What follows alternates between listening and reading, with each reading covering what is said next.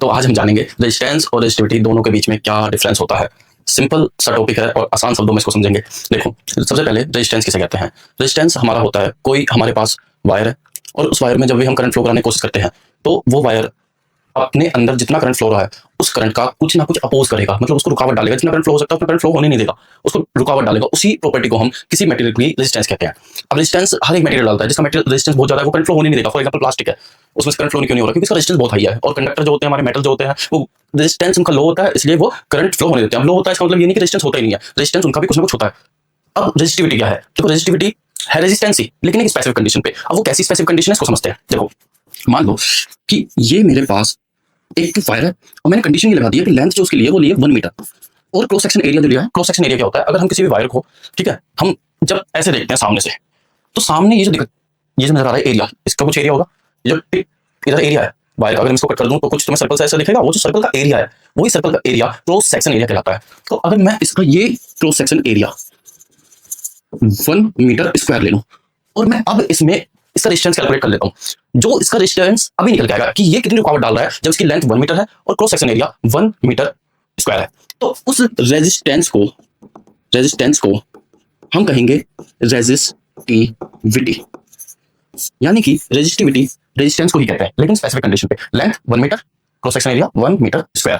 अब रेजिस्टेंस कैसे पता चलता है? रेजिस्टिविटी तो चलो हमने कैलकुलेट कर ली, लेंथ 1 मीटर मान के, cross section area 1 metre square लेके अब रेजिस्टेंस कैलकुलेट होता है। रेजिस्टिविटी को हम एक सिंबल रो से डिनोट करते हैं, रो L/A।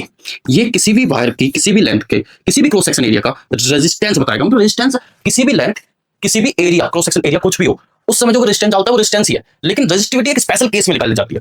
अब ये रेजिस्टिविटी की मदद से कैसे निकलती है? रेजिस्टिविटी जैसे कि हमने इसमें बना था, लेंथ 1 मीटर थी, cross section area 1 metre square था, तो हम ये कह सकते हैं कि जब लेंथ 1 मीटर है पेन की, तो ये इतना रेजिस्टेंस डाल रहा है, इसी को रेजिस्टिविटी को रेजिस्टेंस कह रहा है। तो मैं लेंथ दुगनी कर दूंगा, कितना रेजिस्टेंस डालेगा? तो लेंथ दुगना करने पे दुगना रेजिस्टेंस डालेगा। देखो यहाँ पे क्या हो रहा है, लेंथ से मल्टीप्लाई हो रहा है ना, ठीक है। तो रेजिस्टेंस रो ये दुगना, ए को भी ए रहने दे। तो देखो, जितना ये रेजिस्टेंस डाल रहा था लेंथ 1 मीटर पे, वो रेजिस्टिविटी थी, अब 2 टाइम्स इंटू 2 हो गया। एरिया के साथ उल्टा है, एरिया को डबल करने पे रेजिस्टेंस कम हो जाएगा, मतलब रेजिस्टेंस रो L/2, मतलब रेजिस्टिविटी जितनी, यानी कि रेजिस्टेंस जो 1 metre square cross section area का था, अब 2 मीटर क्रॉस सेक्शन एरिया होने पे उसको हम 2 से डिवाइड कर देंगे, यानी कि आधा रेजिस्टेंस हो जाएगा। क्या हो जाएगा? रेजिस्टेंस आधा हो जाएगा।